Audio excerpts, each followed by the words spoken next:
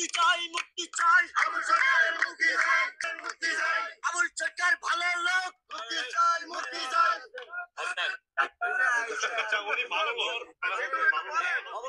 মানুষ তারা অসহায় মানুষ, তারা গাঁজা পানা বিক্রি করে না, তার সিদ্ধি পানি খায়। আপনি মেহরবানি করে ছাইড়া দেন। না ওটা গাঁজা খায় আলাদা, সাধু লোকের সিদ্ধি খায়। আপনারা কমেন্ট গুছিন দেখো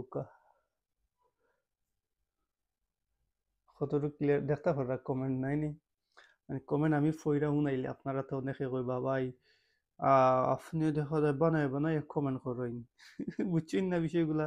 আসলে আমি দেখছি একটা ভিডিও বানাইছিলাম আবুল সরকারে লইয়া অনেকর মানে সেট কইরা ধরে, তো সেট কইরা সেবা হারার ধরে একটু আমরা বুঝি, আপনারাও বুঝুই।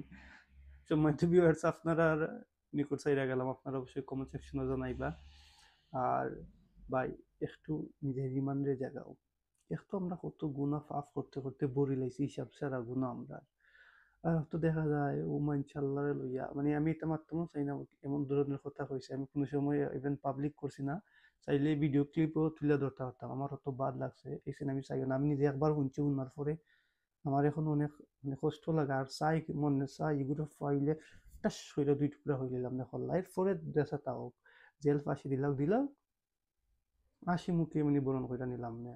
টু বি অনেস্ট, মুসলিম হিসেবে তো আমি আপনারা পাই, আপনারা গেছে আমার একটা রিকোয়েস্ট, এগুলো তো আপনারা সাপোর্ট করবা না ভাই, আল্লাহর হস্তে সাপোর্ট করবা না।